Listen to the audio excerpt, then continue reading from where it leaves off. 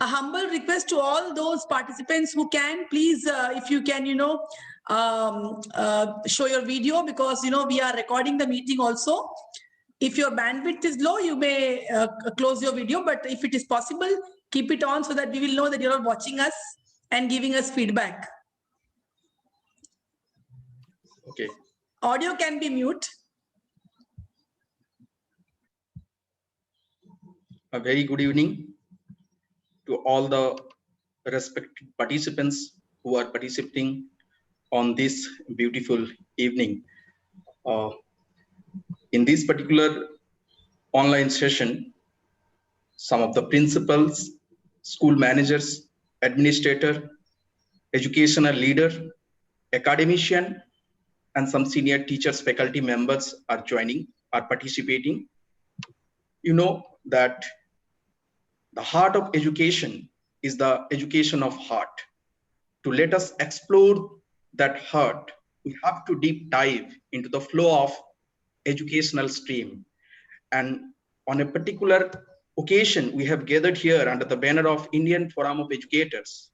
And I can't stop myself to share that occasion that Indian Forum of Educators is completing its first anniversary, the 1-year journey. Through lots of ups and downs, it is before you in this situation. The details will be shared by due course of time. On behalf of the entire forum, the Indian Forum of Educators, I heartily welcome you all in this beautiful evening on a special discourse, on a special online discussion.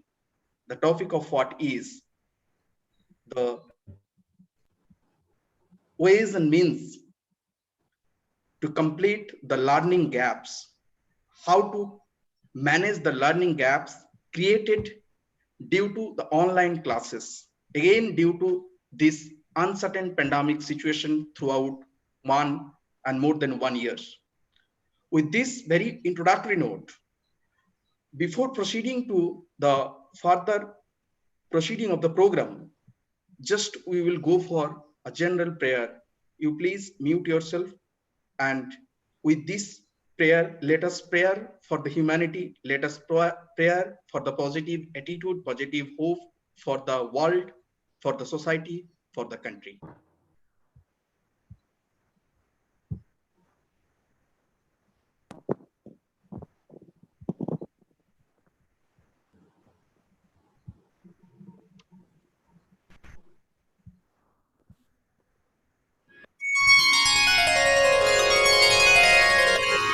Vakratunda महाकाय सूर्यकोटि समप्रभ निर्विघ्नं कुरु मे देव सर्वकार्येषु सर्वदा।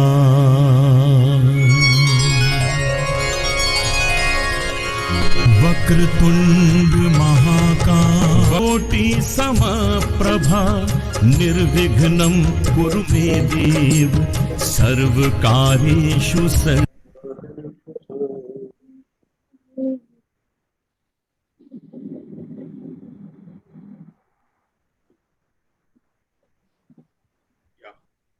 So let us hope for the best for the society, for the world in the expansive way.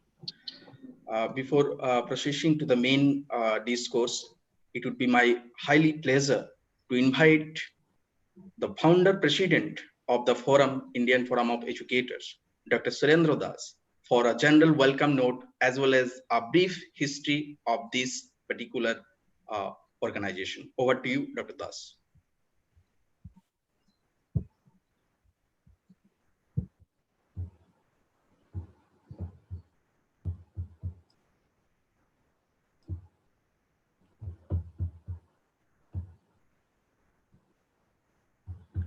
A very good evening to one and all who are joining this today's wonderful program. The title is How to Fill Learning Gaps Created Due to the Online Classes. As Dr. Prasenjit Karmakar has already pointed out, that this is our IFE's first anniversary. Before I give you a little idea about how the IFE came into being and what are the actual activities we performed last year and this year, let me have the privilege to welcome our most esteemed keynote speaker, Dr. Vijayam Ravi, who is a founder and owner of Dr. Vijayam Ravi's Educational Consultancy. I also have the privilege to welcome all the panelists who are taking very active part in today's panel discussion. I begin with Mrs. Leena Nair, Principal, New Era Senior Secondary School, Vadodara. Mrs. Preeta Pillai, Principal, Podar World School, Vadodara. Mrs. Shanti Menon, Principal, Sandeepni School and Junior College, Nagpur. And Mr. Ramagiri Vidyasagar, Principal, St. Xavier Senior Secondary School, Gonda. I also welcome the core team members, and especially with a special mention to Dr. Sunita Singh, who took the initiative and what we are seeing today. Ms. Leena Nair and Dr. Sunita Singh, Mr. Ramagiri, and Dr. Prasenjit Karmakar. I think that today's program, the credit goes to them, that they have really put their best efforts that this first anniversary of IFE really see the light of the day.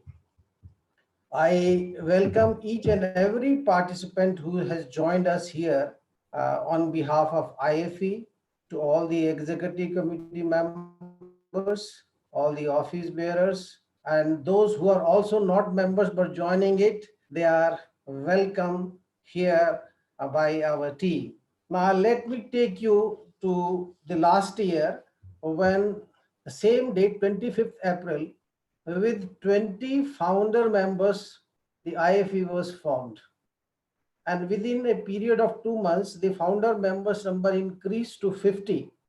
And then we find that after a few months, the 50 number which was there, it became 500. And by the end of the year 2020, we had solid 900 members.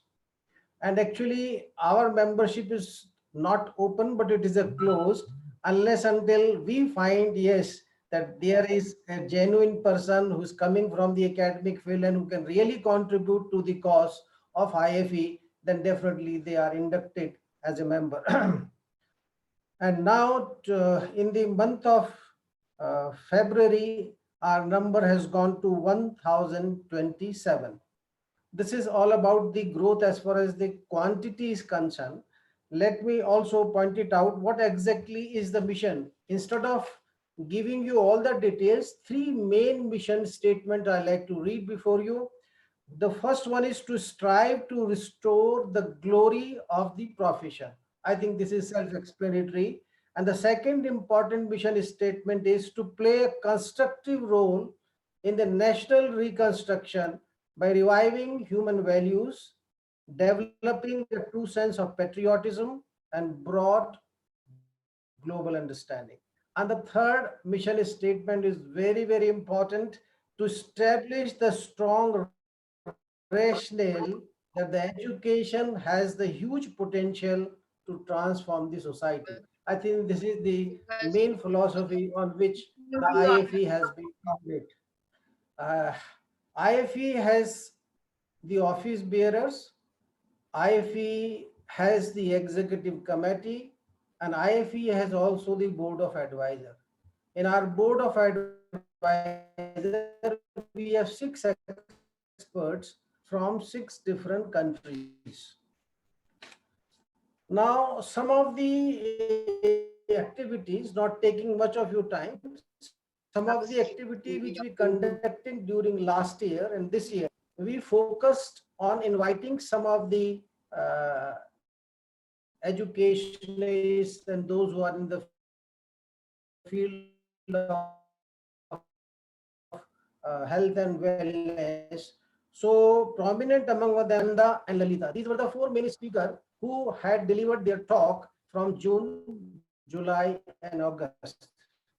In the month of September, that was 21st September, we had conducted national webinar on New Education Policy 2020. And we have the prominent speakers, the resource person, Professor Murmur Mukhopadhyay, Professor B.P. Khandelwal, who is the former chairperson of CBSE, and we have Major Harsh Kumar, Secretary NCERT.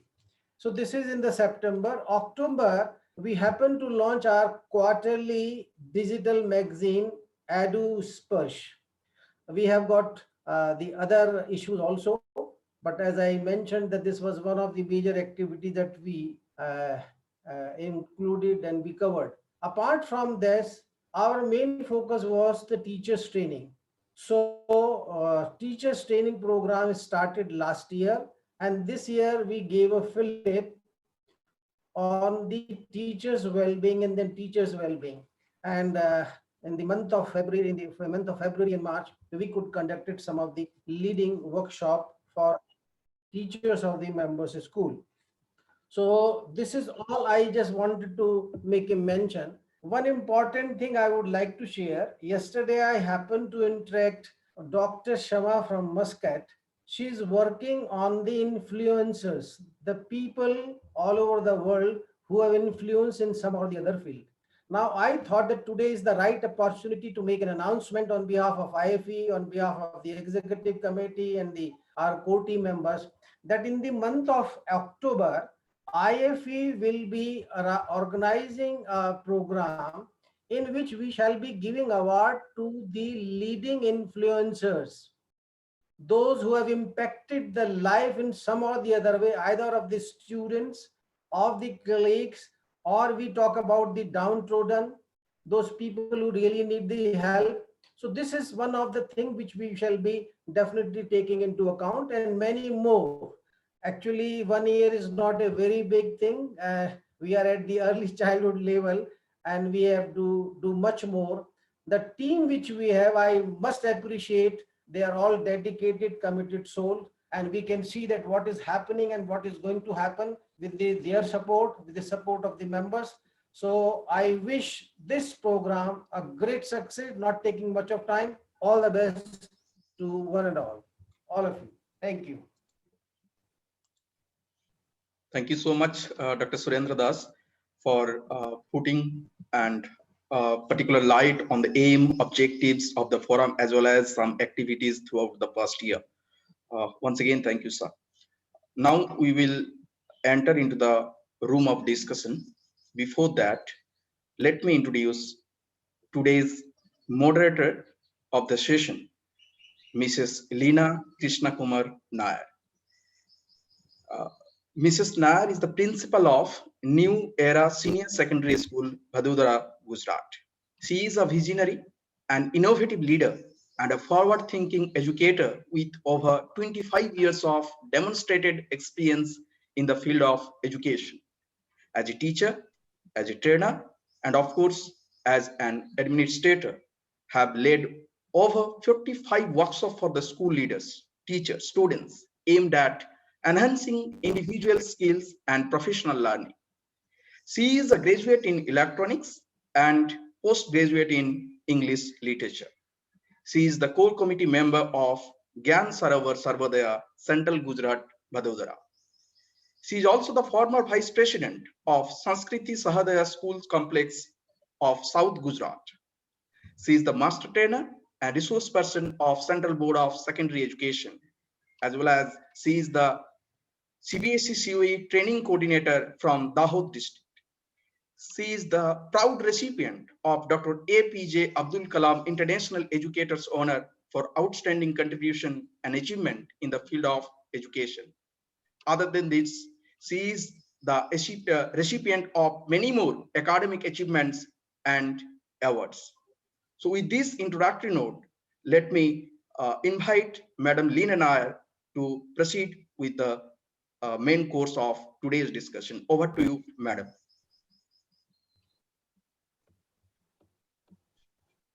Thank you so much, Dr. Prasanjit, for your kind words.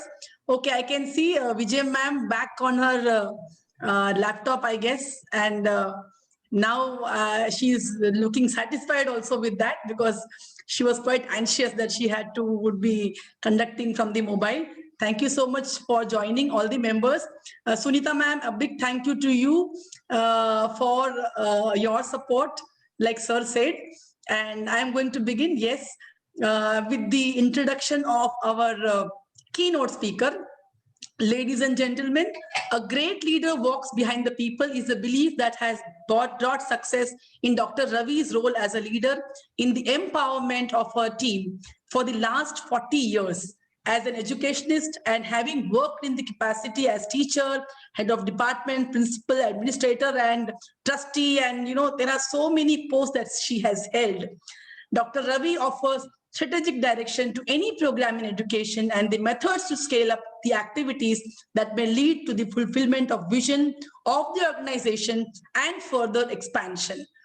She is at best as a leadership mentor, and she has been doing so well in all spheres as instructional specialist, innovating unique curriculum, transaction, and delivery. Madam Ravi's educational background is also indeed very meritorious. She is a postgraduate in chemistry, master in education and philosophy, and holds a doctorate in philosophy and education. Her consultancy, Dr. Vijayam Ravi's consultancy, has been much sought after for providing trainings to many well-known corporate sectors like the Raymond Groups and also the education sectors, and have helped them to scale great heights. She has addressed many forums as a keynote speaker and chief guest, like the CBSE Sahodaya conferences, IIT Mumbai, South Gujarat University, Somaya College, to name a few. And it is no wonder that she has been greatly appreciated for her powerful educative discourses. She has presented papers on science, education, values, policies, whatnot. She has also been associated with many institutions and national boards like CBSE, ICSE. She has been in the advisory panel, inspections panel, as a trainer with HarperCollins also.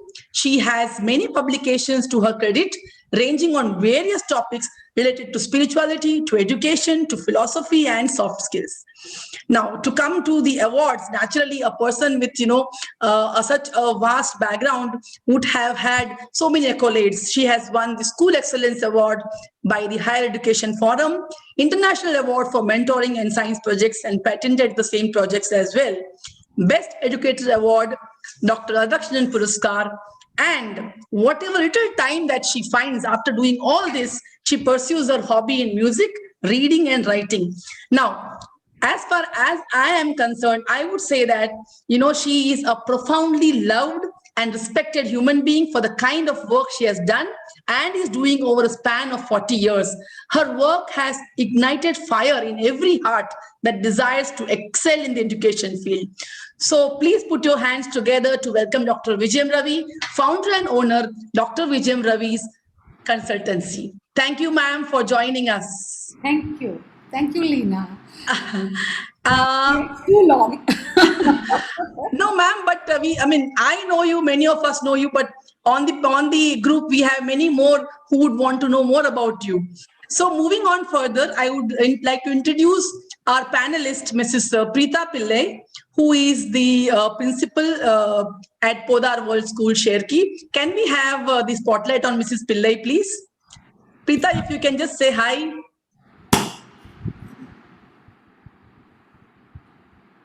Okay, yeah. Fine. So she is the principal at Podar World School, Sherki branch in Vadodara.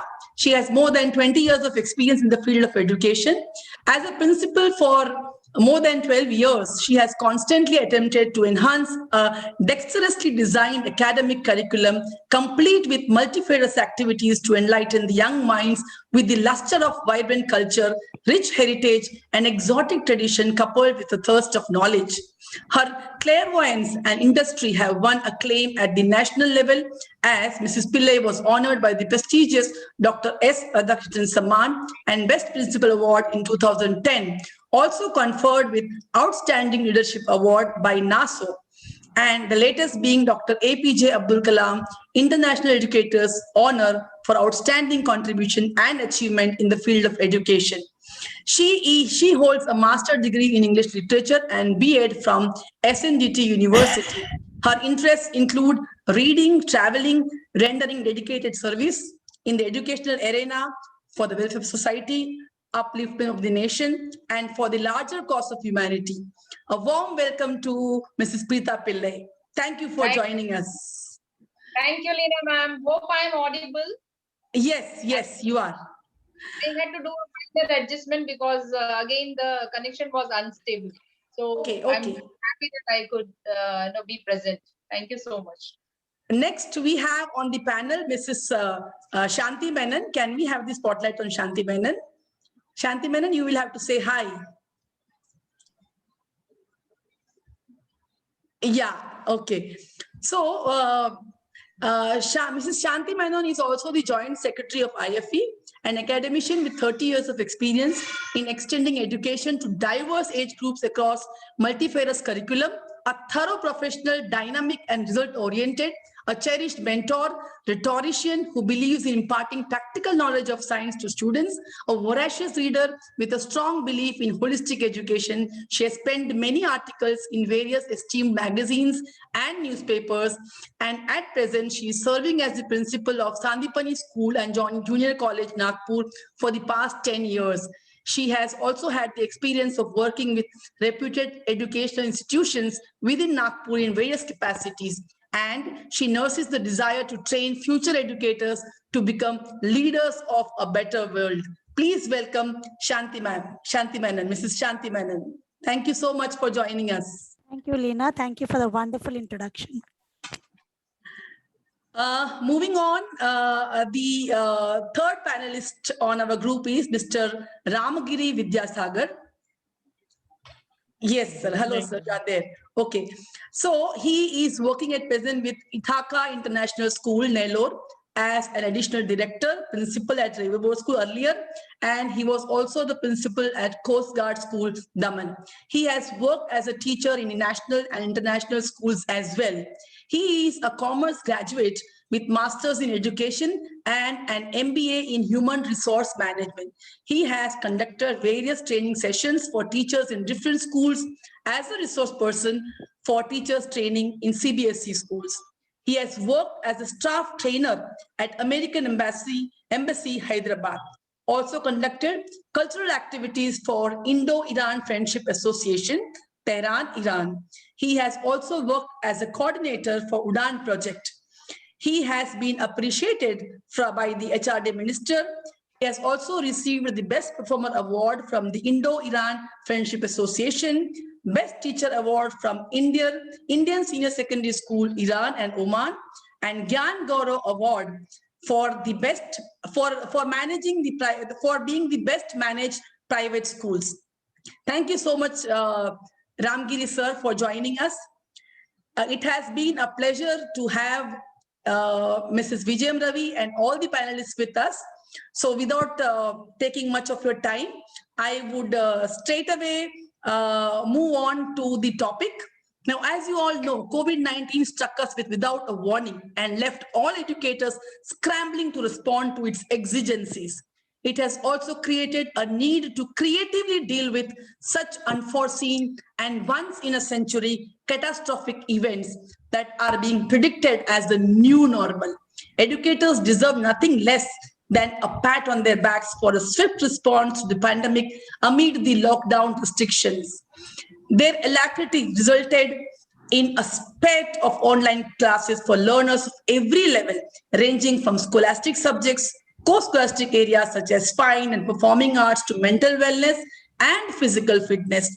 Learning did not stop during the pandemic. It just took new forms. But were we able to achieve the goals, making learners well-rounded individuals, or was the education imparted enough for their holistic development? That is a big question. Yes, there exist certain learning gaps in areas related to curriculum, social and emotional well-being, as well as their physical and mental strength. And I'm 100% sure that the keynote speaker for the day today, Dr. Vijayam Ravi, is the right person to throw light on the topic for deliberation today. Over to you, ma'am, Dr. Vijayam Ravi. Thank you. Namaste, namaste to all of you. It's a privileged meeting for me, sincerely. And why it is privileged? Because it is purely for principals and management members. And secondly, it is started with such a beautiful intention. When the whole world was considering everything not possible, difficult, a group of educationists coming together and using Facebook as a forum to get all of them together and to unite them and to share their views and help as many as possible is a wonderful idea. Congratulations to whoever conceived it, formed it, and is running, and a very, very happy anniversary to you.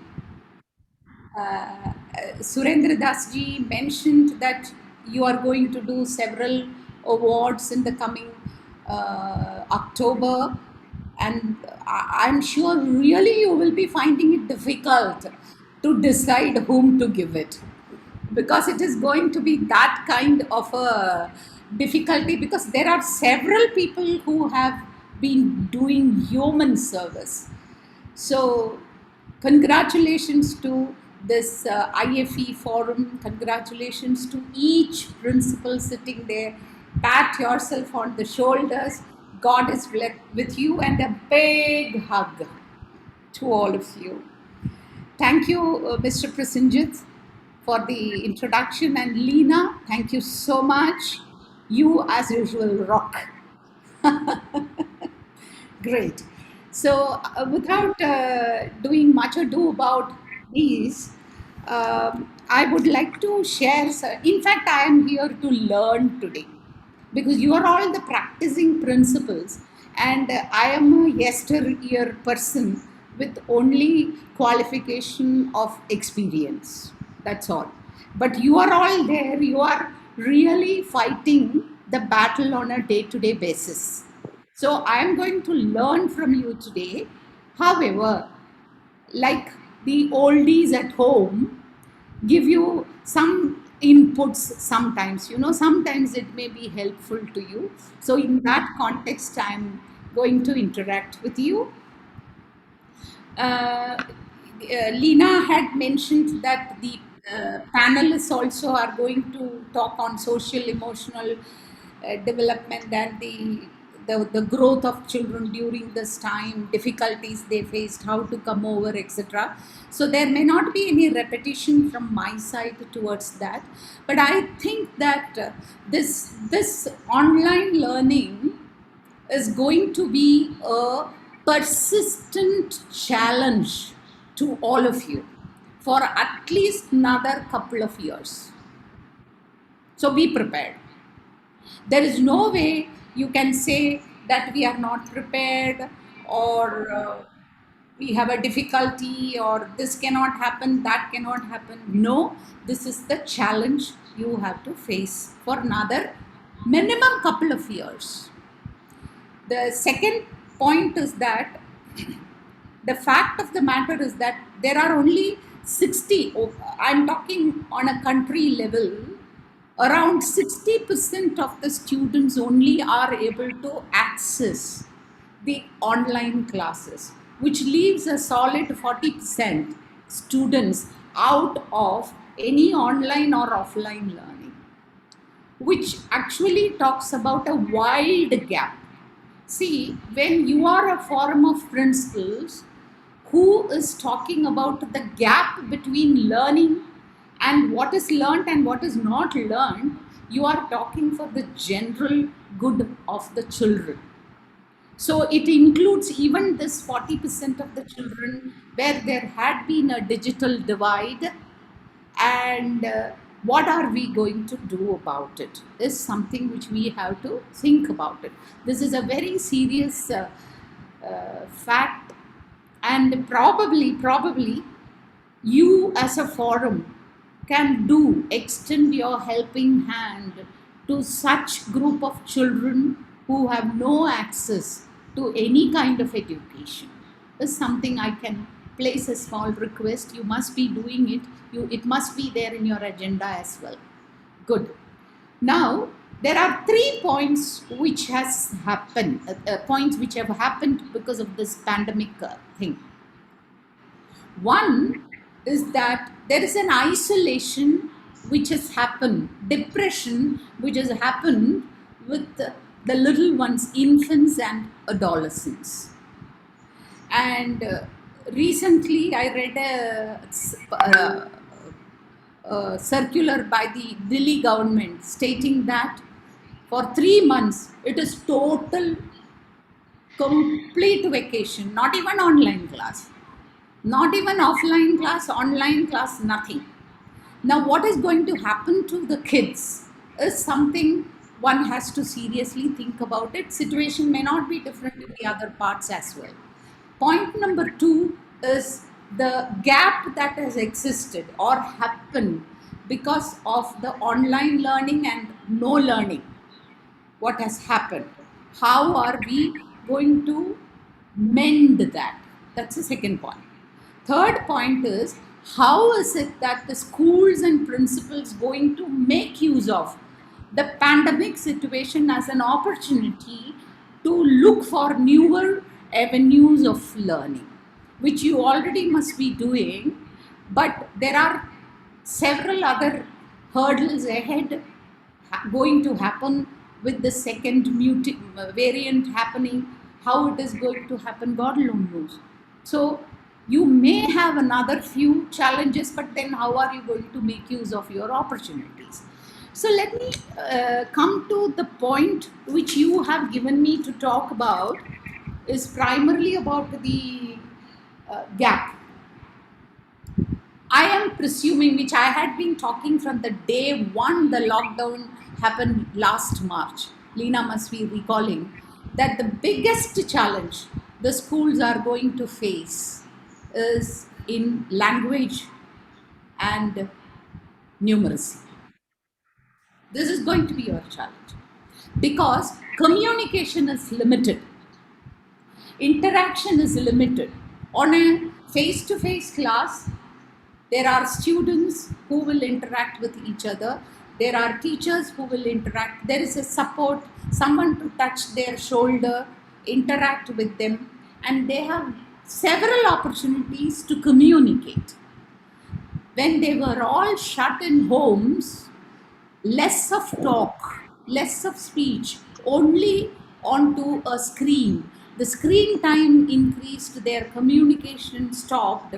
So I am predicting pretty seriously that the language teachers of this country are going to face tremendous problems with learning of grammar, usage of sentences, and writing skills, reading skills. The same thing is going to happen with the math teachers. The numeracy, the kind of mathematical concepts, how it has to reach to the people, children, that is also going to, because math needs hand-holding. Math is a subject where the presence of a teacher is extremely important. It's not like even languages. It is not like social studies or sciences where one can read and understand something. Mathematics is something where someone has to inspire the students to do. So these two are the major areas which I find difficulties that you are going to have. So I would say, if you would want to fix the gap, fill up the gap, what we need to think about, see, forget about the social and emotional development. The panelists will be discussing on that. But this academic, the cognition, the cognitive part of it, the academic learning part, these two are like Damocles sword hanging on your head. Something has to be done towards that. So what can we do? What's the solution for that? The solution could be, see, first and foremost is identifying what is the gap. That's the first step. You cannot just like that out of the air, you cannot solve any problem. So what is the gap existing? Identification is the first gap. Planning to fill the gap is the second point. Third one is implementing the solutions or the plans which you have formed. And the fourth one is follow-up and evaluation. So these are the four things all of you will have to do. I presume there could be better methods with several people. It can be shared. So when I mean to say, how do you identify? I have few practical solutions for you. This is how, if I am a principal like you today sitting there, I would be doing this for my school. See, I have preschool. Now in the new NEP model, you have a foundation stage, you have a preparatory stage, you have a 5 plus 3 plus 3 plus 4, isn't it? I would suggest that each subject, you would have a head of the department. In each section, pre-primary school also you will have head, primary also you have head, you also have for all the other sections, and each subject also. I would sincerely request that you all join together for a meeting and ask the subject heads what could be, what were their expectations from their children had it been a face-to-face class. There was no pandemic, there was nothing to happen. So what were their expectations from their children as far as concept is concerned? I am not talking about the content completion. Seriously, underline that. I am talking about, say for example, if you are talking about English language, you have grammar, you have reading, you have writing, you have vocabulary, you have several other aspects of learning. So, how many words your children of that particular age were supposed to have mastered during 1 year's time had there not been a pandemic? Decide that. Your HODs will easily be able to give you, because they are dealing day in and day out with their children. So the concepts can be picked up. It could be for science, it could be for math, it could be for English, Marathi, Hindi, Gujarati, anything, any subjects. So they will say, yes, these children, age group 5, were supposed to be mastering so many vocabulary words. These children were supposed to be mastering grammar like verb, noun, etc., etc., or mathematically speaking, addition, subtraction, whatever it is, ask them to pen it down. Ask them. So this is the academic goal. I am talking to you as not about your syllabus goal. Forget your textbook. I am talking about your subject knowledge. So, academically speaking, this is what my students of age group 6, age group 7, age group 8, 9, 10, 11, up to 16 were supposed to be mastering had there not been any pandemic. Now, pandemic has come in. You have, second point, the pandemic has come in, you have conducted online classes. Do an assessment. Just do an assessment just to see. You must have been doing assessment. I'm 100% sure. Forget those assessments. Those assessments are all on the topics that you covered. I'm not talking about topics. I'm talking about the concept. Have they covered addition? Have they covered subtraction? Have they done algebra? Have they done ratio proportion? Have they done coordinate geometry? Have they done trigonometry? Have they done any grammar properly in the present situation after 1 year learning through online? If you can compare, this is an experiment that you are actually doing a micro research. So when you get a standardized academic goal and the derived goal after the academic performance during the online classes, you can see the difference. individual students, you will see the difference. So I would suggest that the people, the principals who are also subject experts, can guide your teachers to create a small assessment based on the concepts, just to know whether they have acquired the concept. That difference will be on your platter, and you will know how much has to be done, worked with those people. This is point number 2. So you have a data with you. Now you have identified different areas. Some children may be good in arithmetic. Some children may not be good in arithmetic, but they may be extremely good in geometry. Why? Because their spatial visualization is good. Arithmetic needs verbal, written documents. Their language must be hitting them there.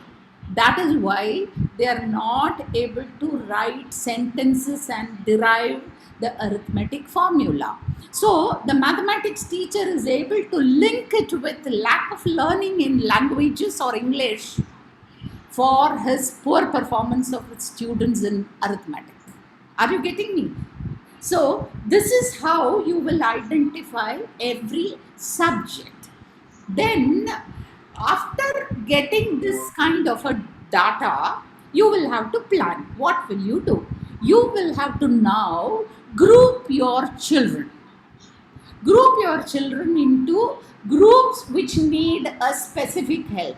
Those children who need a help with academics, those who need with grammar or scientific facts, whatever it is, and put these kids into under the care of your best teacher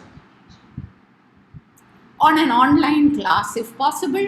If once in a week you can get your children to your school, get them there, put them under these teachers. I am not denying that all teachers are good, but we know as principals that there are some special great teachers. Put them under them, and they will be able to deal with these kids. And please do have a separate session for your learning disabled kids, because they are the most affected ones. The information that comes to me is not good at all, because they are distressed, deprived of the social interactions which otherwise they used to get with their teachers and friends, is totally missing. So this has to be done. You have to have your counselor on your panel, and that counselor also should be interacting with these children, and then plan the program for them in each subject to fill up the gap. Digital divide, if you have, if there are children who cannot or could not access your online classes, I would suggest, if the parents agree and if your governments are not against it, get them at least once or twice in batches of 10 or 15 to your school. Open your computer labs for them, or work with them on a face-to-face model, or conduct a separate session for them in the school. This is something which you will have to do. There is no other choice. So this is your planning, and implement it also. Give a timeline. Do not drag it over the whole year, because in June you will have to start your next session. So when you start your June session, I request all the principals, don't jump into starting the new session.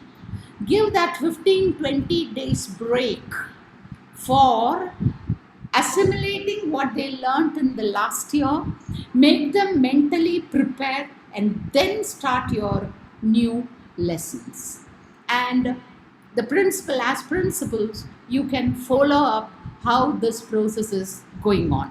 It is not going to be an easy job. For every teacher has been working so very hard these days, but nothing is impossible. So a proper identification, a proper planning, proper implementation and follow up, and then evaluate. Finally, evaluate. You will get to know how much you have been doing.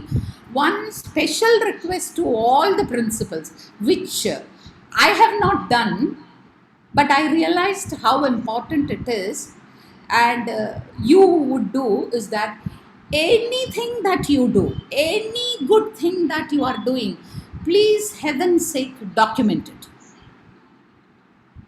We have a habit as educationists. We do, when children come and sit in front of us, we are all the more so emotional and do everything to them, and we consider that ये तो हमारा काम है. उसमें क्या है? ये आपका काम है, थोड़ा आपका बुक में लिख दीजिए, मैंने क्या किया. In such a situation, how did I handle it? It will give you a lot of inputs. When you come out of the situation, it will be really, really helpful to you. And when your managements ask you, what did you do?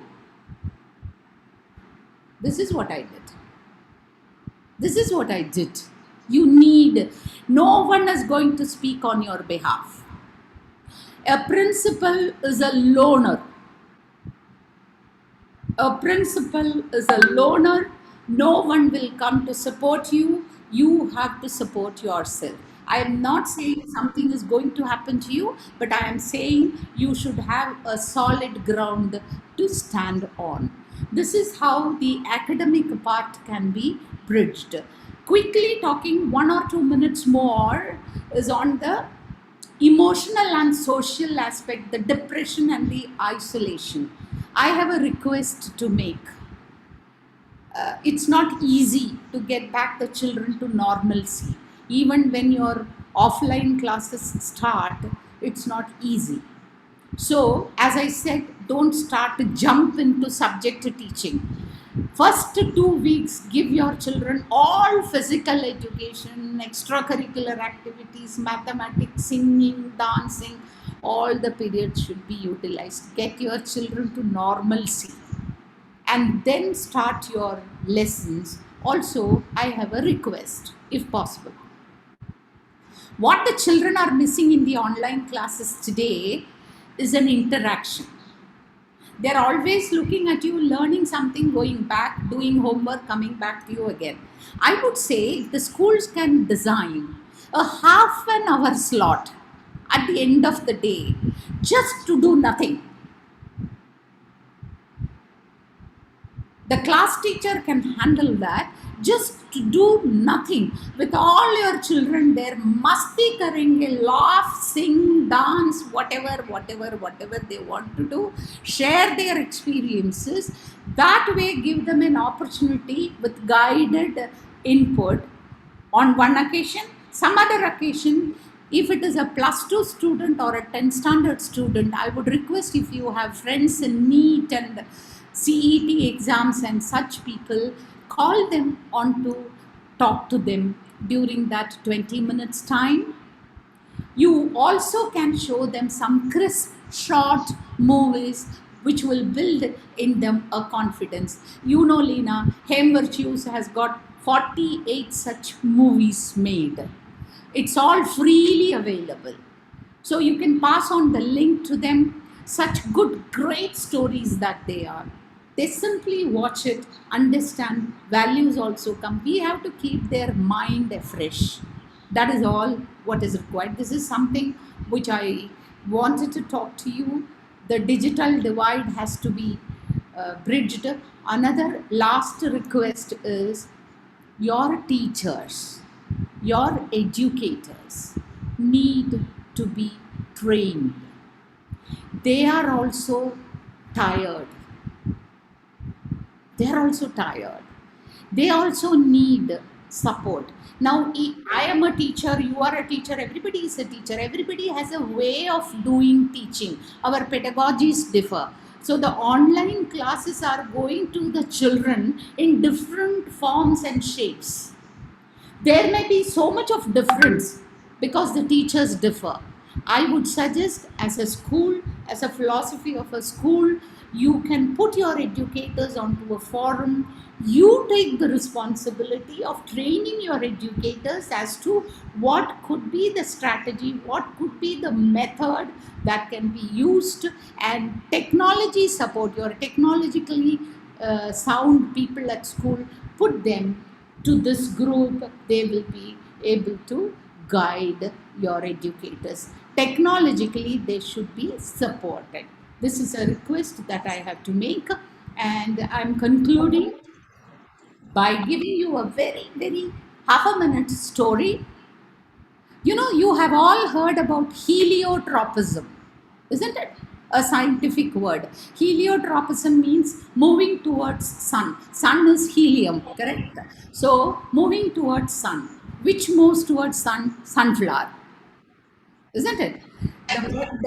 From the rise of the sun, the flower will be facing east, and as the sun travels across the sky, the sunflower moves towards the sun, looking at the sun and gaining energy, isn't it?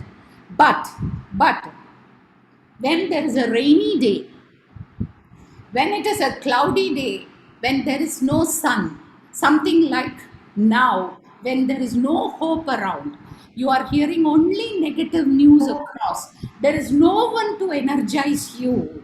What would the sunflowers do on a cloudy day? They don't bother.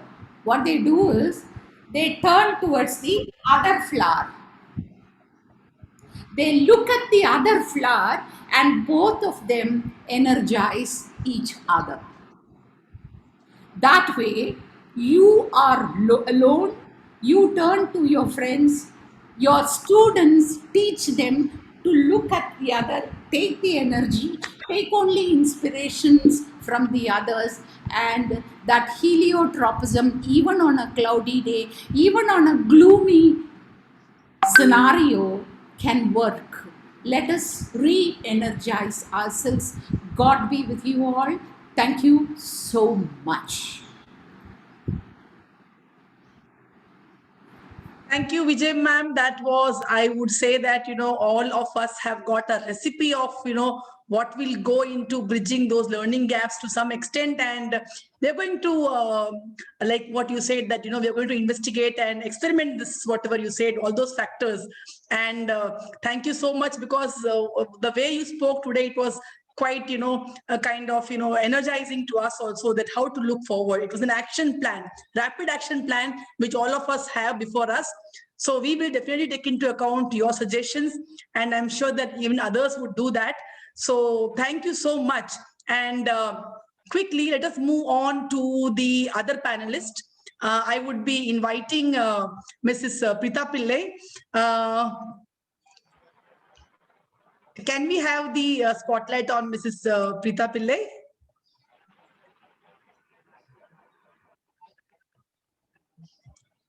Yeah.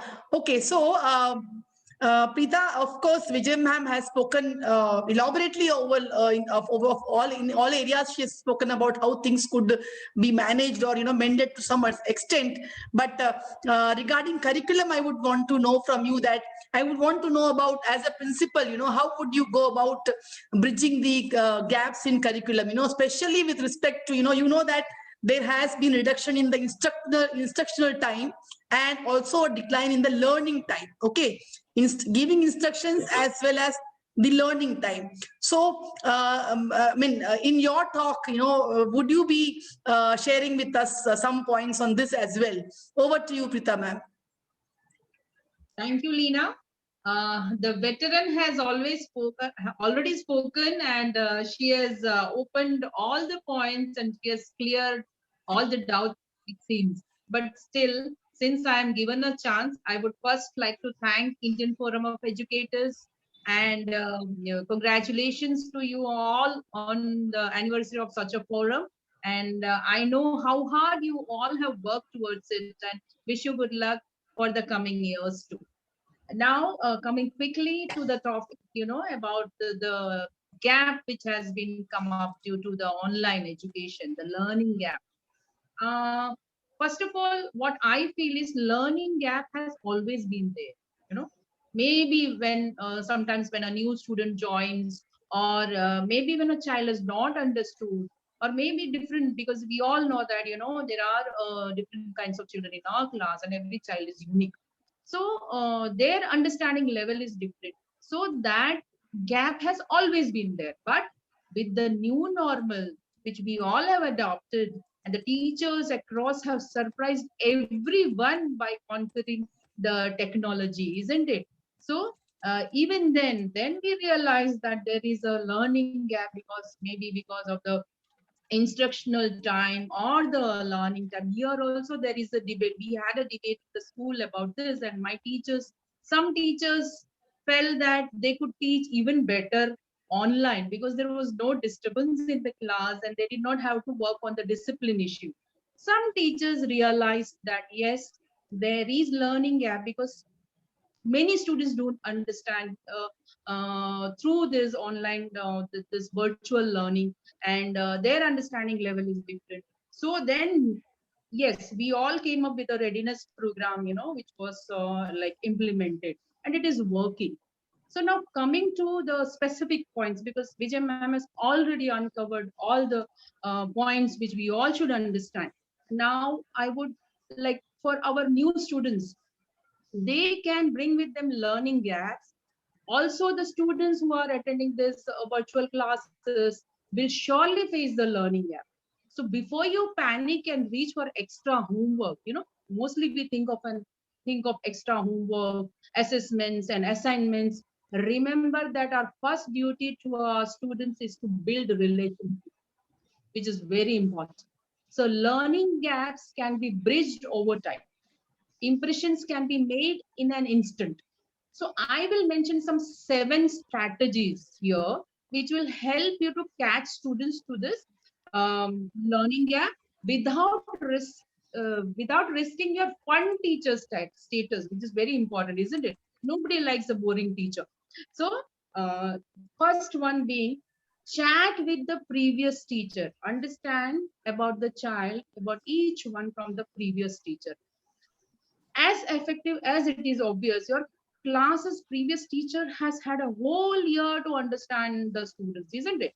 So what they have achieved, what might need reinforcing, who is excelling, and who might need more support, these all things the previous teacher can explain.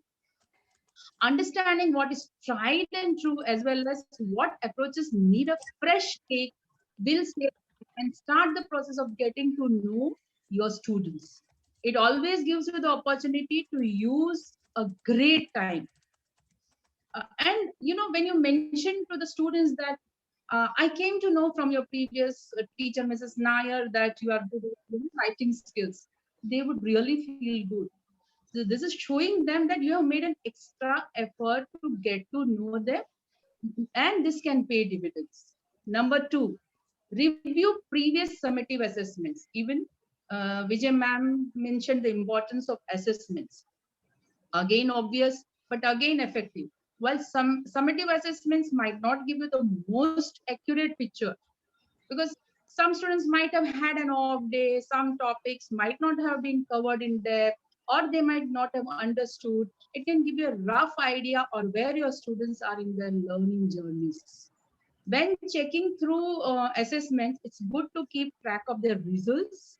As ma'am said, maintain record. Even an Excel sheet will do, So in the most relevant areas of learning, what they need to know to be successful and overcome the problem, and when they all need to know it also, you should know when the right time, you should know right time to deliver.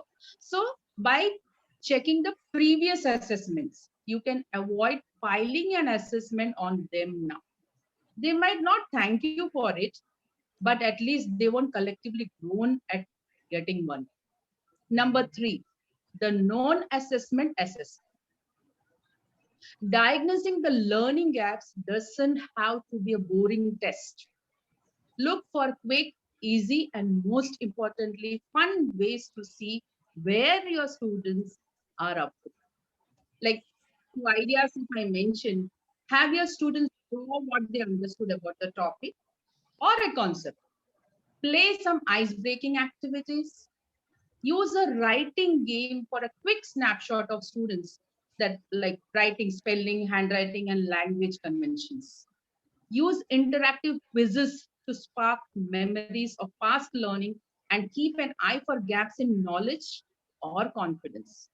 Play Fictionary to check students' vocabulary skills and dictionary knowledge. Have students create videos with 10 facts every student should know about. They will do it. It's important to let your students know that there is no pressure. Nobody is judging them. It is not a graded test. It is just to see what they know.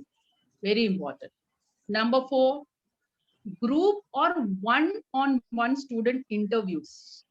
Depending on the year you're teaching and how many students are buzzing around your class, interviews can be a great and personal way to check students' learning gaps. Remember that interviews don't have to be question and answer. Provide materials and let the student show you what they know. It can be like, there are 4 styles of interviews. Just quickly, I'll tell you. It can be structured, that is using a preset list or of questions or tasks. Unstructured, asking any questions and setting tasks you think are relevant. Semi-structured, having some question or task prepared and following up with unprepared questions. In-depth, going into detail on a specific topic with specific questions and tasks. Which one is the best for you is something you should discover through trial and error. It should match your style, give you meaningful answers and insight, and cover the students fairly. Number 5 questions a day. This works. You don't need to use a long, comprehensive formal test. Asking your students just 5 questions about the topic per day can, over a single week, build a comprehensive view of what your students might be missing. Base your questions on what is important, what is imminent, and what is fundamental. But don't test the same thing 5 times. Add complexity to the concept with each question in the sequence. Like, for example, you may ask 13 plus 24 first, then it can be 28 plus 16, then 3 digit, like that. Please make it more complex. Number 6, band-aids versus bandages. Where you do find learning gaps, there might be a gut reaction to cover the whole topic again. But you might be applying a bandage to what only needs a band-aid, small band-aid, and you are applying bandage. So once you have decided on what treatment is going to be beneficial, think about how you are going to solve it. As Madam said, you must first identify the learning gap and how you are going to solve it. Is it worth revisiting the topic as a whole? It would result into boredom, isn't it? The student does not really need to do the entire topic. Or are there other tasks you can combine to cover it while moving forward with this year's learning? Please identify that and do that. So band-aids versus bandages, always remember. 7th and the last one I would specify, need help with learning loss. Okay, so this learning loss can be covered if you take care of all these things which we just mentioned and what Ravi ma'am has already mentioned. Leena asked me a specific question about the rural background, right? Leena, you wanted to know. I was talking to you about the instructional time and the learning time, reducing. There were complaints regarding that. Teachers, the teaching time along with that learning gap. So did you find the same, or you came across such things as well? Definitely there is, the instructional time. Yes, because of the screen time, we had to reduce and everybody has done that because it can't be those 8 hours or 6 hours teaching. So yes, instructional time has been reduced, but learning time, again, the students, yes, students in the school, what they were doing in the school, that is different what they are doing at home. So learning time also perhaps has got affected. But as I told you, necessity is the mother of all inventions. And maybe this online, we should indulge into hybrid teaching now, whenever it is possible.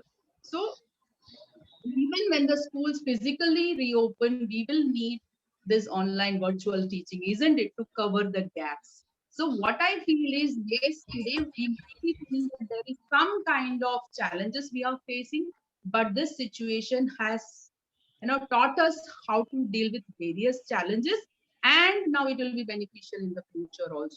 So maybe the instructional time has reduced, the learning time has reduced, but everybody across has learned something, problem solving skills, which is very important. And I'm sure the teachers will find ways and methods to build those gaps because of the instructional time. The teachers themselves, this problem can be solved by the teachers. I still remember one of the teacher coming and telling me that, ma'am, I want to take an evening class. So I said, students are already attending the classes. Now, will they be interested in your class in the evening? She said, no, I'll do it in an interesting way. She just posted a message saying, today evening, we'll be having a quiz on so and so topic. Isn't it interesting? Please join me. And children joined. And it was not the traditional way of teaching. It was a quiz conducted, and the students understood the concept so well. So again, teachers can do wonders. Thank you, Leena. Thank you, Preeta. So I guess all of us here would have understood two things common here. What I found was that, like Ravi madam said, and Preeta said that, the gap has always been there. It has widened now, of course, but we need to go very, very slow, because give them so much that they can digest, or else it will cause indigestion. Like she said, Preeta madam mentioned about band-aid versus bandages. So first priority is to build relationships, sit together, understand the gaps, and then go forward. Those 7 strategies were excellent. Thank you for that, Preeta ma'am. And moving on to our next panelist on board, Mrs. Shanti Menon. Good evening, Shanti, everyone. Good evening, everyone. Yeah. So, Shanti ma'am, I would see in a world where collaborative learning is a key, students in this pandemic have had the loneliest year of all. There are worries about the kind of stress the students are coping with. So I would want you to give your views on what could be their social and emotional growth or behavior as of now, and how can we bridge them or, make it better. At the outset, let me thank IFE for giving me this opportunity to put in my views on the topic of bridging the learning gaps caused by online learning, particularly in the context of the socio-emotional aspect. A lot has been said already by our keynote speaker and by the earlier panelist. One little main area where I would like our teachers to focus is that we must view this pandemic situation not as a difficulty, but as an opportunity, and brace ourselves to unlearn certain facts, to adapt to a new technology, to adapt to new methods, explore and create a world of happy learning for our students. Like they say, technology is only an aid to learning. It is not a substitute to schooling. So teachers here are the constant factor. Whether a school exists or not, teachers are a constant. So it is the teacher who has to decide if she is taking up a class, is her student or are her students prepared or ready to receive her? And the very first few minutes of interaction with our students will put both the teacher and the students at rest. What I mean by that is, when we open up an online class, there should be a happy teacher on the screen, number one, a cheerful teacher across, and she should invite the students to put on their videos at least for 5 minutes and talk to them informally for those 5 minutes. Hi, hello, how is my class doing? I hope you are all well and fine. Did you all have your breakfast? If it is for very young learners, the small kids, they are normally sitting with their parents. So it is imperative for us to address the parents also, because today the situation is that parents are also part of the learning as much as the student and the teacher. We have to take the parents into confidence, we have to have them help us to teach the children, especially the smaller children. So from my experience and the way we have gone ahead in the past 1 year with the online classes, addressing the social and emotional aspect of children, I would give a few tips. First among that is we must prioritize socio-emotional learning. As teachers, we are too excited and very concerned about finishing our portion. We are in a hurry to complete the portion, whereas we do not have the students with us on a physical basis. So one way in which we normally would love to deliver it and finish off quickly is the monologue method. You post the videos and you talk about the videos, which becomes very boring. And we have seen the result also. Students go off to sleep. They're not interested. That is the wake up call for most of us. And then many of us decided to take it up as a challenge. And we have worked towards improving and bracing ourselves, learning new techniques and involving our students in a more productive manner. Now, how is this engagement always possible? First of all, I feel we must have more visually appealing content matter coming up on the screen for the students and stimulating doable exercises for the students.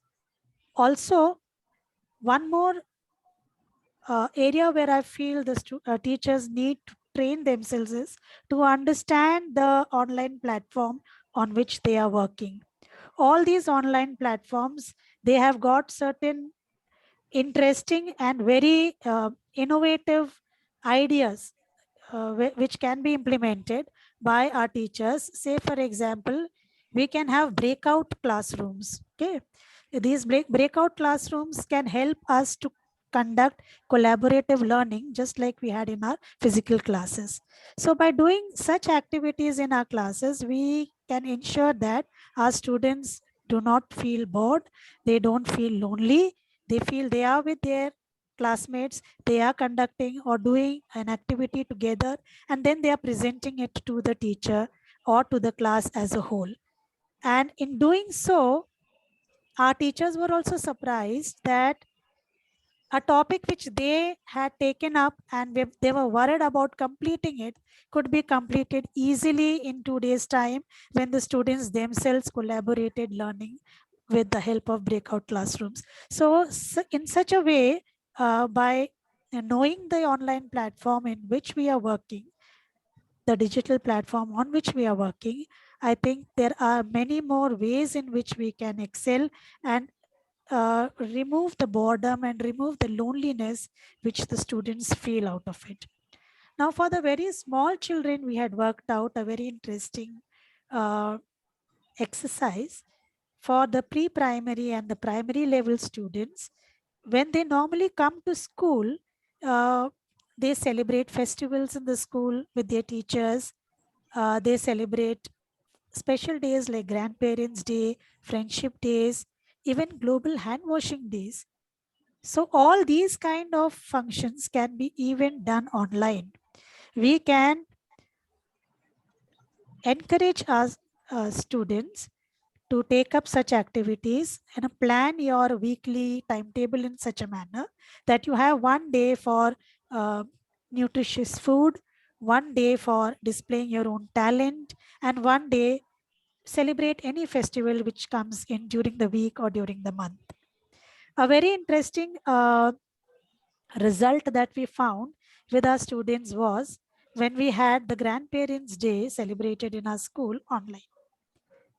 Students were asked to do a secret activity, and the secret activity was they would be monitoring the activities of the grandparents, collecting the old photographs of the grandparents, and with the help of their parents, they would fill up a bucket of what grandparents need the most.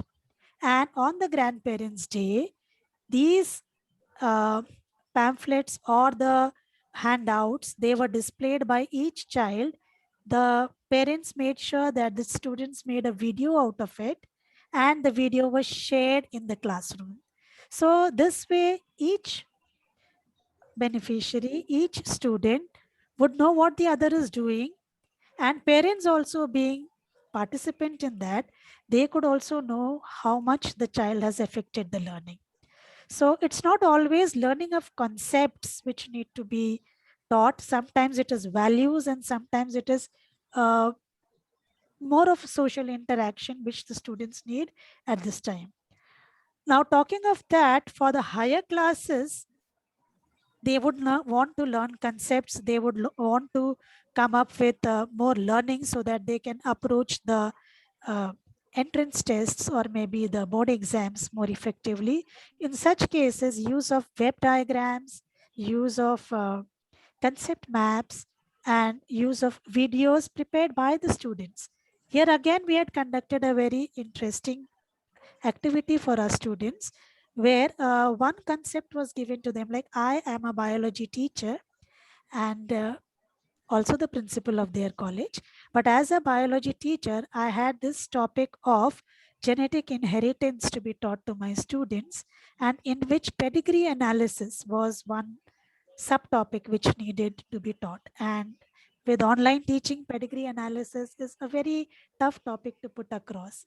But after initially cracking what do we mean by a pedigree and how you can draw a family tree yourself, I put across an activity to my students where they had to make a family tree and list down the traits which the current generation of their family had in common with the generations which were 2 or 3 years senior to them, and then work down and then narrow down the possibilities to what are the communities between the parents and the students.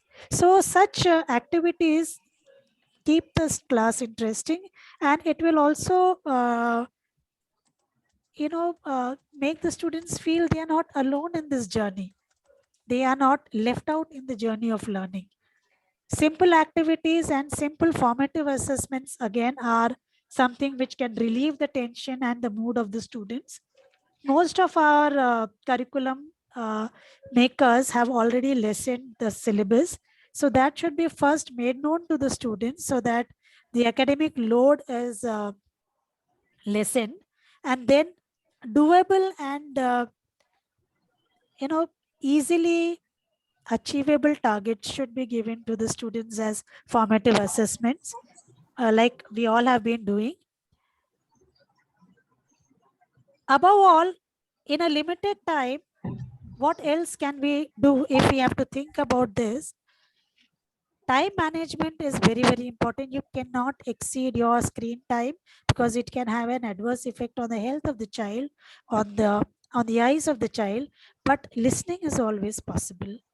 By listening to each child, the teacher can know the capability of the children vis-a-vis the technological disturbances, etc., and identify those students who are finding it difficult to access learning through online classes, and maybe they were not ill, they were ill, or the parents were not in a position to hand over the electronic device to them on time. So identify such students and maybe hold separate classes for them at a convenient time. Teachers are already doing this. They are already extending help in this direction, but identify the students who require specific help and do it for them, because they will appreciate you for them. And like one of my students said, when I need someone, my teacher is always there. So that assurance we have to give to our students. For the higher classes, key points are very important. So instead of allowing them to read the whole text and understand the whole text, give them key points so that it's easy for them to understand and put across in form of assessments. Last but not the least, appreciation and acknowledgement. Even in online classes, we must appreciate and acknowledge the contribution of each and every child. One question answered correctly, even if it is in a broken language, if it is in broken sentences, doesn't matter.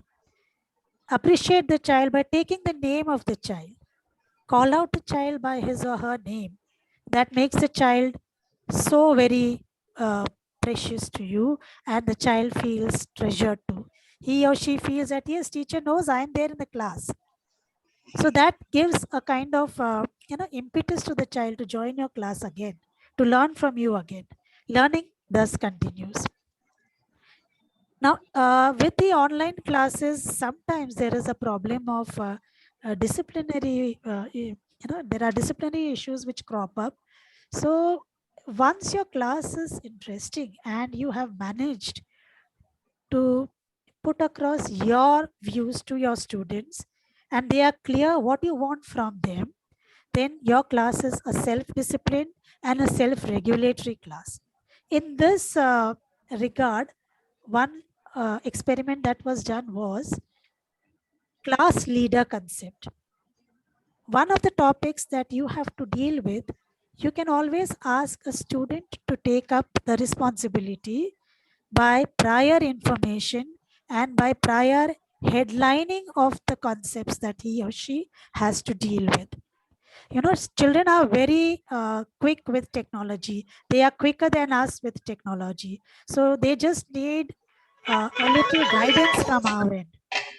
They need guidance from our end on how to approach the topic, where to stop, and how much is needed for their class. So you can have class leaders who can pass on the baton to the others, and thus a small topic can be covered in this manner by the children initiating the discourse themselves. This gives a lot of confidence, and I can do it kind of feeling in children, which will definitely bridge the socio-emotional problem that they have. Shanti ma'am, thank you so much. Actually, I'll have to interrupt in between. There are so many things that we would have wanted to know from you, but we have some time constraints. Thank you so much. Can Thank we you, come Sam, back to so you much. after the third panelist finishes Sure, with sure. this? Thank you. Thank you so much. Thank you so much. And yes, like what Shanti ma'am said, I wish I had you as my biology teacher. It would have been so nice. I would have got scored marks also, and I would have excelled in my persona as well. In a very subtle manner, you have explained everything. Unlearn to learn. Technology is the only aid, and teachers are constant. So we have to work hard to put all the stakeholders together to bring them into confidence, and helping out each other is the best possible manner. Thank you so much. We move on to our final panelist, Mr. Ramgiri Vidyasagar. Sir, I would want to know that, see, what we are facing here is increased fatigue, headaches, lack of motivation, procrastination. So with respect to their physical and mental health, I would want your views regarding what could be done to improve their mental and physical health. If at all there are some issues. Over to you, sir. Thank you, Mrs. Lina. Hope I am audible to you. Yes, yes, you are, sir. And my special regards and thanks to IFE for the first year anniversary. And it's a baby which started and it's now 1 year over. And thanks to Mr. Surendra sir and Mrs. Sunita Singh. Without saying to her, maybe less to say, do anything else. And thanks to all the panelists and the speakers who expressed valuable inputs they have shared with everyone. Yes, after doing all the measurements where you go with the online teaching, interesting assessments, and talking to each other, empathetic, sympathetic towards a child, there are still things need to be understand that there are many points like the kids. What about the kids, those who are deprived of the infrastructure and environment? The environment may not be favorable in condition with every child in their respective homes as we do think about the other kids. Yes, we may say, the child we are thinking that the child is sitting with the internet or the mobiles or the laptops. may not be the children having those things. And about the children, those who are not having a internet connection, the rural areas, and the kids, those who are unable to reach to us, is a task. Second point, the physical stress where they will go is that, see, a child is alone and he or she can express to the teachers questions and listen to them.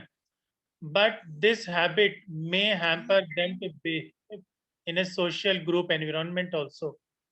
They may not be expressive in a group after habituated of this. They may not be as equally as acceptable by others' views or in an arguments. Then the physical stress is that they lack of exercises, lack of movement of the body, lack of moving with each other. They may become a lethargic. Even teachers, they can be a very casual attitude. Casual later, they can say that, it's a casual talk towards the kids and the lecturing. This can be happened with the teachers and with the students as well. Students also can think that they cannot take that the lecturing is a serious task. Many competitive questions are there where the child can be present over there, but physically may not be present. How can the teacher be on a check on that part? Once the child is, they can mute and they can move out, or they can put on that video or audio, they can go out. Else they can say that an excuse of poor network, if you are not interested in that subject, or if you're not interested to listen to that. Even now, when we go with the lengthy of the lecturing method on the net, online, it is a boring, really. It's really boring, because seeing to the person, always to stick to the one person, and we have to look at his or her face and listen to that is quite boring than a teacher, if they make it very activity oriented. As ma'am said, that you can show them something, stories, something, the activities based videos, something more interesting, creativity teaching. Now, the task is that how to cope up with these stresses of mental and physical. Once they are offline, once they come to the school, now calling them at intervals may not be possible. A weekly may not be possible because of the pandemic situations. And calling them, to take the notes or the worksheets, only the source being, left out with us, those who are deprived of the, infrastructure. Those kids who have no internet facility at their home, and we can call their parents at, periodically, or any at the time schedule given. They can come and take this, especially we can make the worksheets for them and we can hand over to them. Another part is that the students, those who are taking online classes, they may, take the very leisure attitude towards the preparation of the notebooks.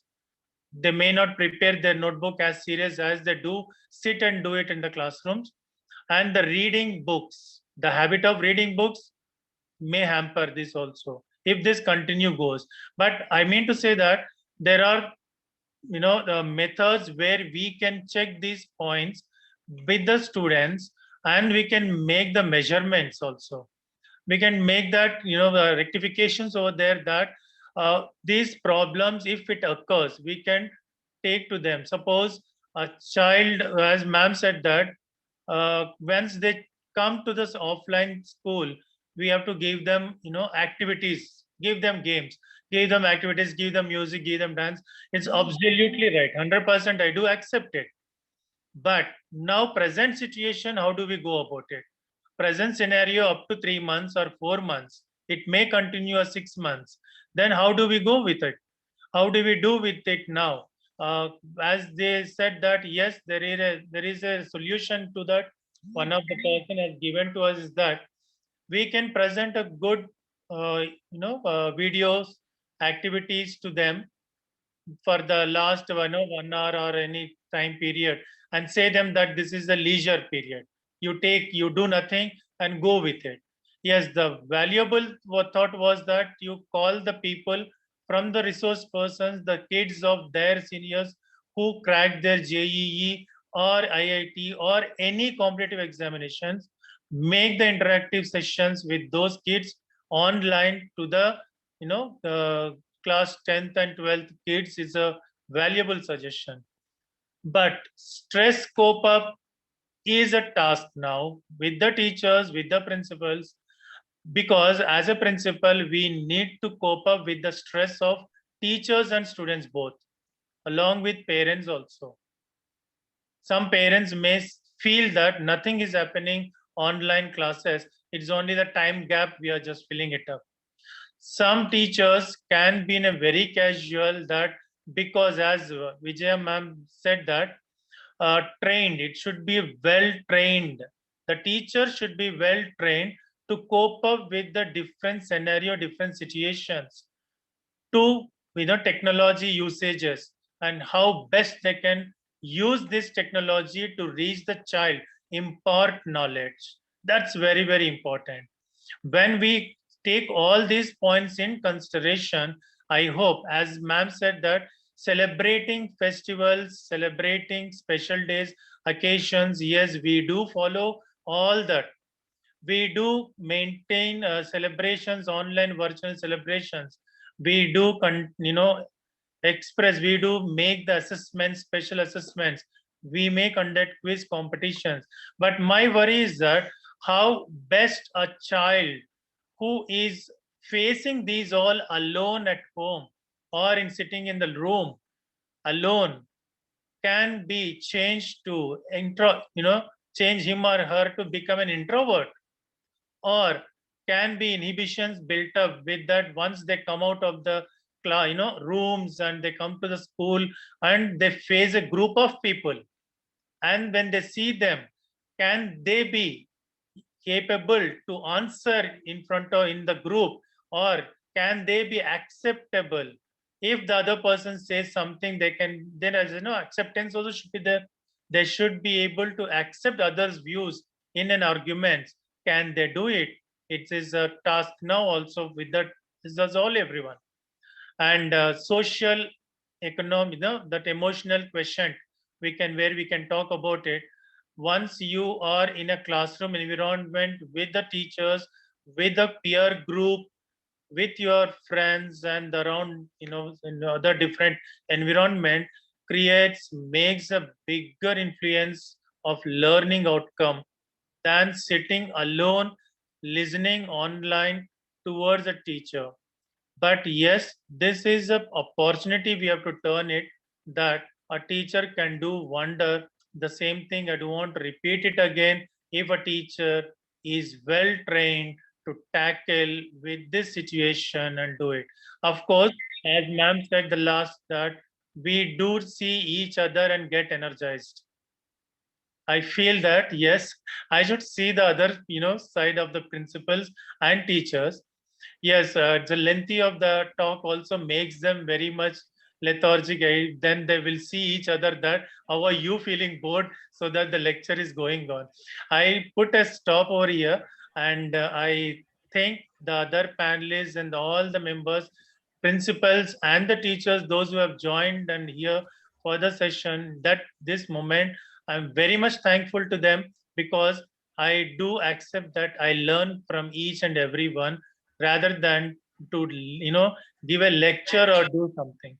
And I thanks to every person, and thanks to Mrs. Surendra sir also for the opportunity. Yes, Mrs. Leena. Thank you.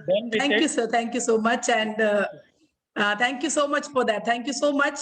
And yes, all of us should realize that we're preparing children for life, okay, not for an exam. And that should be our motto. So we have to, all leaders, educators will have to think out of their box to recognize, understand, address these critical issues. And one thing which is essential is preparedness, using the points as suggested by perhaps Vijay ma'am, or by Preeta madam, or Shanti ma'am, or Ramgiri sir. So what we required is, preparedness on our part to focus on all these critical issues. And actually, we are short of time, and we didn't expect that. We went on flowing, with the flow, and so engrossed in the talk given by all the speakers. We could have prolonged, but the time is a constraint here. So I do not think we would have any questions as such in the chat box, because whatever they have mentioned is thanking all the panelists for their wonderful discourse. And all the members here, I think they're very happy with the way everything has transferred or, transpired to all of us. So quickly, one-liner from all the panelists as well as the keynote speaker. Vijay ma'am, over to you. A one-liner for the day.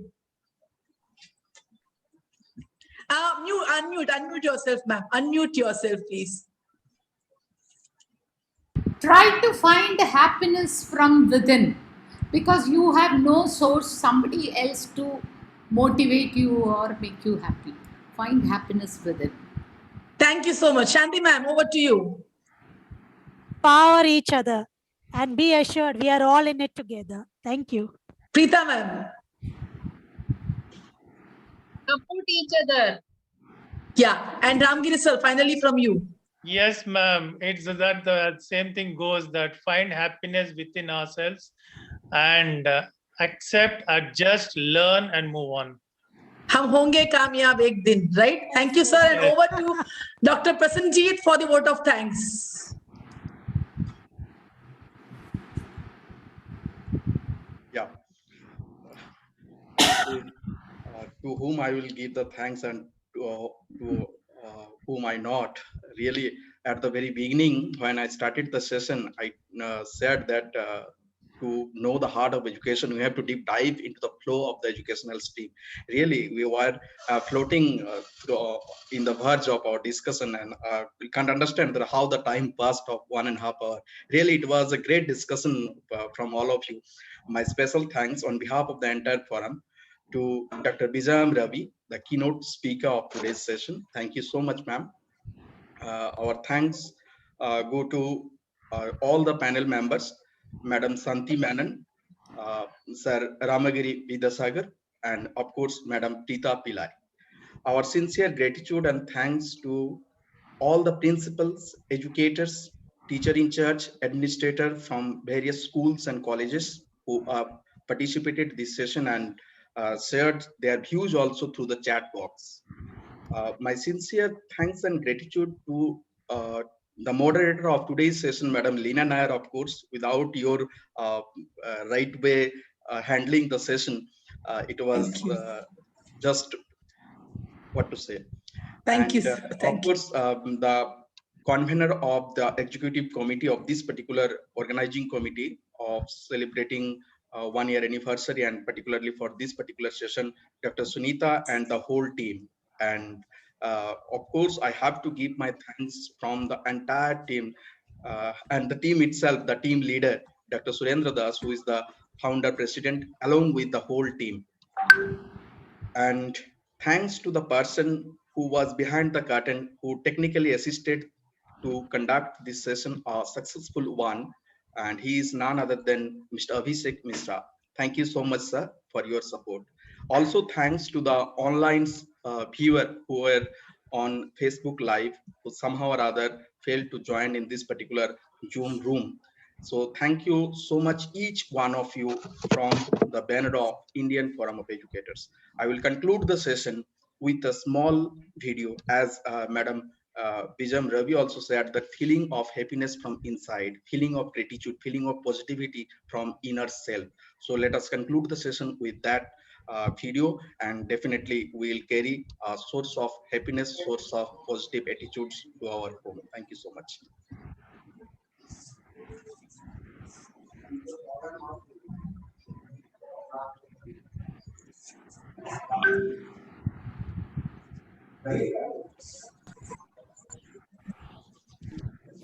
ये वक्त भी गुजर जाएगा, एक नई सुबह लेकर आएगा। ये वक्त भी गुजर जाएगा, एक नई सुबह लेकर आएगा। माना कि जिंदगी है थम सी गई, माना कि जिंदगी है थम सी गई, लेकिन एक दिन मुंबई लोकल की तरह दौड़ेगी। मुमकिन है ये सब जब हम सब अपने घर पे बैठे रहेंगे और मौत के इस जंग में वायरस हारेगा, तब हम सब कह सकते हैं मेरा इंडिया जीतेगा, मेरा इंडिया जीतेगा। इस वायरस को समझ नहीं आता धर्म या राजनीति, इस वायरस को समझ नहीं आता धर्म या राजनीति। हम इसी में अटके रहेंगे तो यह सिर्फ बढ़ाते जाएगा अपनी गिनती। वक्त है अभी इंसानियत को एक धर्म समझिए, वक्त है अभी इंसानियत को एक धर्म समझिए, तभी भारत देश एक रहेगा और ये वायरस हमेशा के लिए सोएगा। सरहद पे लड़ रहा जवान भी इंसान है, इंसान को बचा रहा डॉक्टर भी इंसान है, हर एक को अड़ा रहा पुलिस भी इंसान है। ये सभी सलामत रहेंगे, तब हम सब कह सकते हैं मेरा इंडिया जीतेगा, मेरा इंडिया जीतेगा। मंदिर मस्जिद पे लगा है ताला, भगवान के रूप में डॉक्टर ने है सबको संभाला।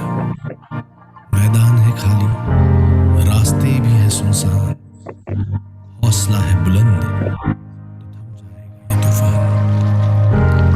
बाहर निकल के मौत को दावत ना दो, उसको अपने अपने सही वक्त पे आने दो। इस वक्त में रहेंगे हम जब साथ, तो हर कोई मुस्कुराएगा। ये वक्त भी गुजर जाएगा, ये वक्त भी गुजर जाएगा, एक नई सुबह लेकर आएगा।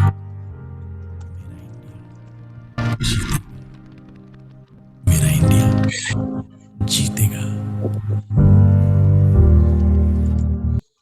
डेफिनेटली मेरा इंडिया जीतेगा, हमारा इंडिया जीतेगा, एंड ये वक्त भी गुजर जाएगा। With this happy and positive note, thank you all, नमस्ते।